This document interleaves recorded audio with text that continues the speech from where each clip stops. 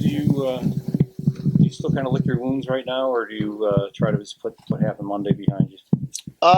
No, you move on. I think when you get to this point where you're starting to meet with the players, you reflect on the year, and even though it's I think maybe I'll watch the last couple weeks of the season here, and you'll maybe think a little bit about what might have been or could have been. But talking to the players, it's more just about reflecting on the season as a whole, which obviously was very positive. And I'll be honest, this is probably the quickest at the end of the season I've started to think about next year already. So there's a lot of exciting things that happen this year that we're certainly gonna be real happy about moving forward next year. When you think about this past season coming in, do you think you could have expected to end where you ended, or do you think this team did better than you thought or worse than you thought? Oh, I think we just certainly, I guess, exceeded. I don't know if expectations are the right term, because we lost out on the last day of the season last year, and then 2 years ago we had a good season and lost to a team that went to the Calder Cup finals. But with all the changes, I think no one would have expected this. Just a lot of transition, personnel, management, the coaching staff, the additions of the development guys, and the people that left, the people that came in, and then just the different approach as far as some of the signings we had. And we knew that some of the core guys coming back were going to be solid, and then the expectations, or maybe the anticipation of what some of these young guys were going to bring. And then, with the new signings of the O'Briens and a guy like O'Neill and Grignani, guys that, maybe we wouldn't have seen in the past here, were huge additions. So not really knowing what to expect. It's certainly, for a first season with this new group, it's certainly been a great experience. How much say do you have in terms of what guys, you have a lot of free agents, obviously you talk to Tom. Do you have a lot of input in terms of, we'd like to keep this guy and maybe look at other guys? Yeah. It's a lot more open for discussion than it has been in the past, and it's much more of a group thing, I guess. And things are done a little differently that way, and we'll look at this as a whole. And the evaluation doesn't just happen today or start today. I mean, it goes on all year. But it's regardless, you're going to have a lot of turnover in the American League every year, and there's still a lot of young players here. And if I had to guess, we're probably going to be younger overall next year, just because we had 7 veterans here. If exempt vet really is a vet, and we got some guys that are going to become veterans. So that's constantly going to change. But I thought Tom did a good job this year of bringing in those guys that were impact players and helped us win, but also I think helped the younger guys develop. So there's lots of stuff to be excited about moving forward, and we'll continue to have conversations on players and what we need, and everybody's got an opinion. You kept talking through the playoffs, leading up to the playoffs, how it's a great learning experience for the players.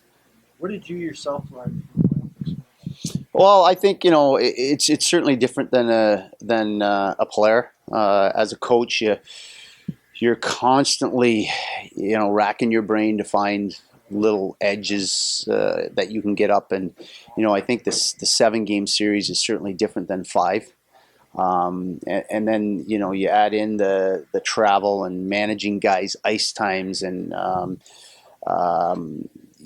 practice times and all that stuff. I mean, that all comes into play. I think as a player, every shift's magnified, and the emphasis on every little thing you do. And the coaching staff, it's the same way. We literally felt that the last really month, it's just been nonstop. Even when there's a day off, there's not a day off because you're thinking or you're still working through stuff. So I think us as a coaching staff going through that was a good experience, and no different than the players.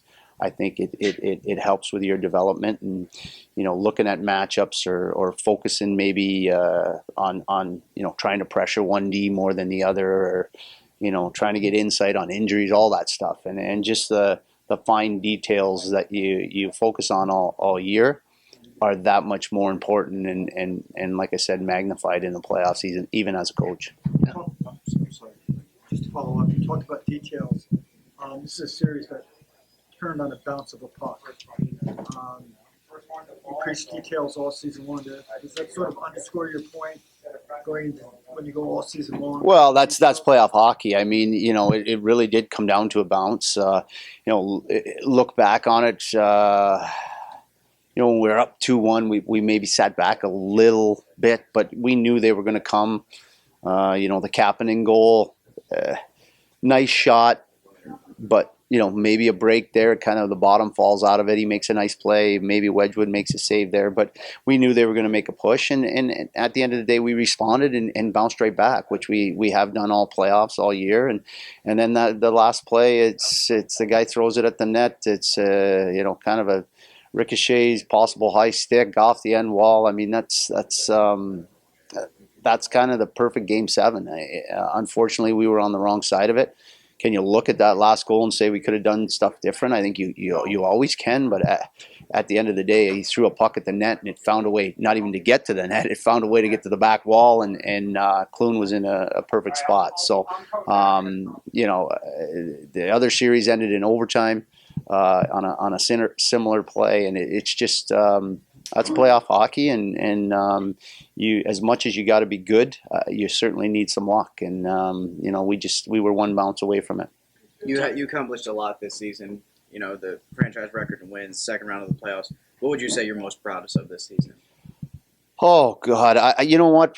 It's tough to say one thing. I just think this group overall, everything we went through.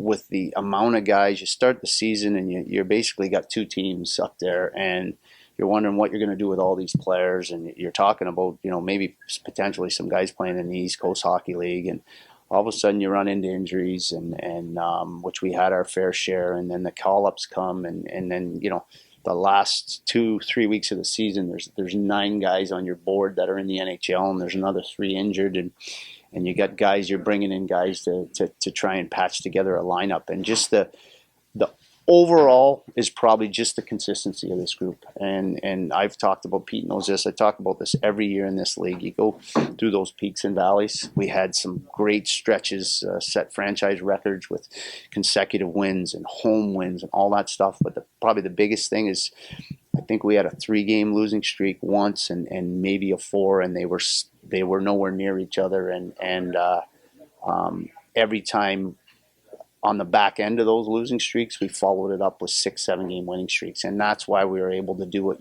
we did, and we had to do it with different guys. And I just think the consistency and the approach of this group, day in and day out, in the gym, on the ice in practice, is why we were able to do that. And I guess to answer your question, that's probably the thing I'm most proud of. Talk about evaluations with the players. What about for yourself, and as well for Sergei Brylin, just the steps that he took forward, and then for yourself as a coach, your thoughts on your season? Yeah, I won't say it was an adjustment, because my first 3 years here was just me and Tommy Albaline, but like I said, a different management philosophy as far as coaches. They wanted to go back to a 2-man system.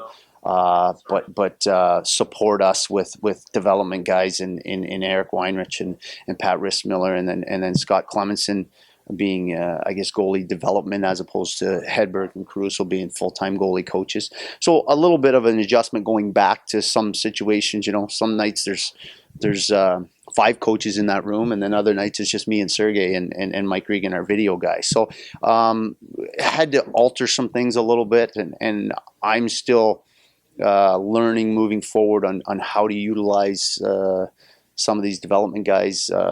Scott's he's a different example because he's played for me and he knows what I'm all about. And because he lives in Saratoga, he was here, quite a bit. Eric Weinrich has coached before. Pat Rissmiller hasn't. So just utilizing these guys here. The skills coach obviously was a huge bonus and addition, and something that was embraced by the coaches and players. Perte Hessenen did a great job, and just the feedback from the players on him and the relationship he's built. So all those little things I think were for me adjustments, but in a positive way, and having, even though they are not consistently here, being in communication with them and knowing, having a real pulse on what our prospects are doing. That's really a new thing for us, knowing some of these guys that are going to be coming in a lot better than I would in the past, and just having relationships with these guys to bounce things off, opinions, was great. And I think that's something that we're, obviously going to embrace moving forward, but certainly as far as a first year with this type of setup, it was a positive one. You expect to be back next year in this position? Yeah. I'm my contract's up, but I like I said, earlier in the month ago, I'm not content, but I'm certainly happy here, and just with the changes, it's almost like going to a new organization without changing, and just some of the young players. We had this year, the amount of guys that got their first NHL game, the amount of prospects that are coming in again next season, and the direction that the organization's heading as far as changes and how they want to play and do things has certainly been a real good year for me personally, and I'm excited to continue it. Are there guys that among the guys are coming back? Are there guys you think are ready to step up into a leadership role? Maybe because you had a veteran leadership group now, are the guys ready to make that step? Yeah, there always is, and that's something that you think about over the summer, and you maybe see some of these young guys. That's where development camp and the prospect tournament, you see those guys maybe emerge a little more. Again, around a younger group, but there's no question that there's going to be some changes in our leadership, and it's time. We kind of eased Helgeson into that role a little bit this year because we thought he deserved it. And it's not always about your older guys being your leaders. I mean, Brian O'Neill, Jim O'Brien, I think I might have put a letter on Jim once, but they don't. Grignani's another guy. They don't have to have letters. And I think as a coach and as an organization, you want to breed young leaders, that guys that are coming up, and there's certainly enough guys in that room that are gonna be leaders next year, whether they're wearing a letter or not. Is there a candidate or two now specifically you can think of? No. I mean, that's not something that I'd talk about right now, anyways, because we don't know what who we're going to have returning. But like I said, the young group that came in this year really did an excellent job, and I think they would have, as a group, certainly some big individual years, but as a group, I would say they really exceeded expectations.